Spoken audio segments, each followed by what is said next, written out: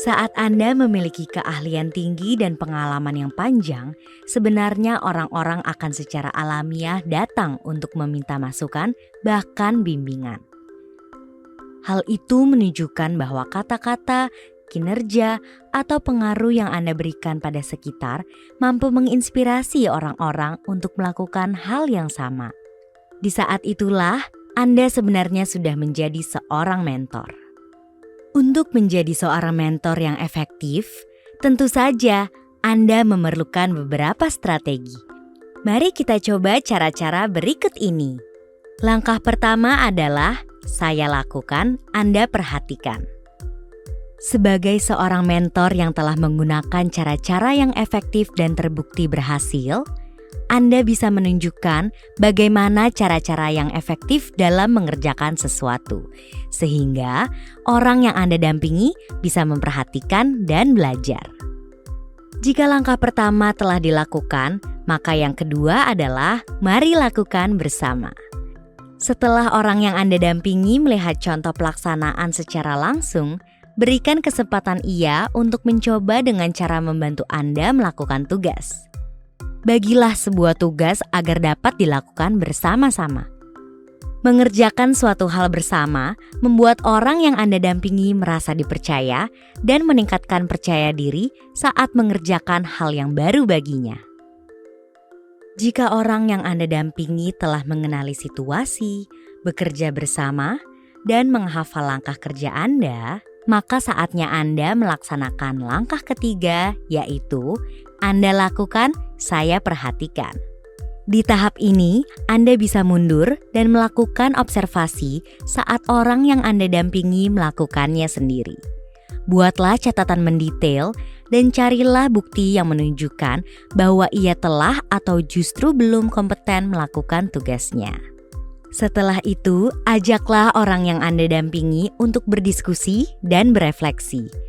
Gali apa yang ia temukan, rasakan, dan pikirkan saat melaksanakan tugas secara mandiri. Dengan demikian, orang yang Anda dampingi dapat mengenali kelebihan dan kekurangan yang dilakukan saat mengajar. Sampaikan pula apa yang telah Anda amati. Lalu, sepakati langkah-langkah perbaikan yang bisa dilakukan. Tentu saja, langkah ketiga ini perlu dilakukan berulang-ulang hingga kompetensi dari orang yang Anda dampingi bisa terbangun. Langkah terakhir yang Anda perlu lakukan adalah Anda bisa lakukan tanpa saya. Di tahap ini, Anda dan orang yang Anda dampingi telah mencapai tujuan pendampingan mentor yang telah disepakati di awal. Secara formal, posisi Anda sebagai mentor bisa jadi sudah selesai. Dan orang yang dulunya Anda dampingi kini telah menjadi teman sejawat.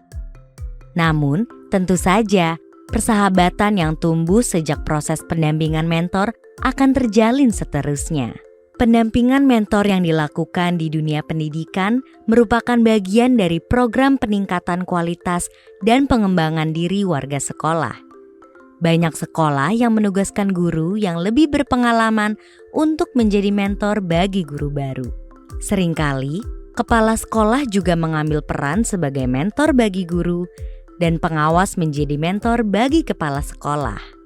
Namun, kita juga memahami bahwa setiap orang memiliki keahlian dan pengalaman yang berbeda tanpa memandang umur dan senioritas.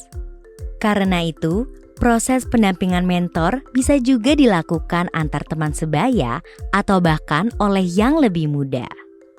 Lalu, langkah-langkah apa saja yang harus dilakukan untuk memulai program mentoring di sekolah? Yang pertama, tentukan tujuan program.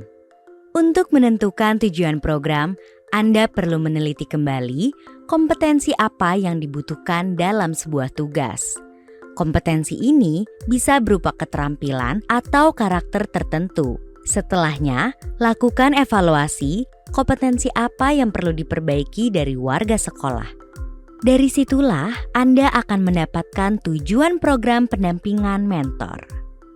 Setelah tujuan ditentukan, maka Anda perlu menentukan siapa yang terlibat sebagai mentor dan siapa yang perlu didampingi.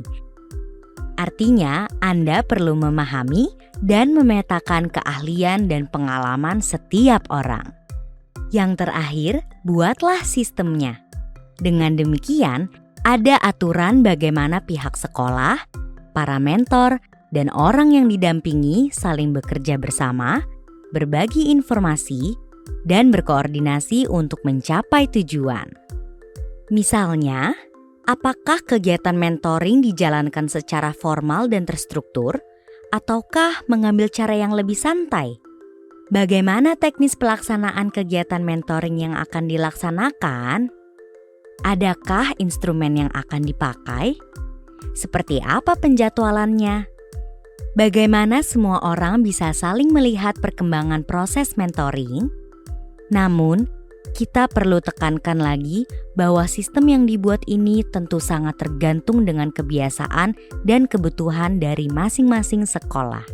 Perlu diingat juga bahwa proses pendampingan mentor bukan hanya hubungan yang bermanfaat bagi orang yang didampingi, namun juga bermanfaat bagi Anda sebagai mentor. Setelah melalui proses pendampingan mentor tersebut, maka orang yang memiliki mentor akan mendapatkan dukungan, dorongan, dan bimbingan sehingga kompetensi dan karakternya tumbuh dan berkembang lebih cepat. Sementara bagi mentor sendiri, bertemu dengan orang-orang baru akan memberikan pandangan yang lebih luas dan wawasan baru. Selain itu, pendampingan mentor membuat nilai, prinsip, dan praktik baik bisa diadopsi oleh warga sekolah. Hal ini akan membuat Anda memiliki tim yang solid di sekolah untuk mencapai tujuan bersama. Dengan demikian, tetap ada ruang pengembangan yang luas bagi pihak yang didampingi. Tugas mentor bukanlah menyetir, tapi mendampingi dan membimbing.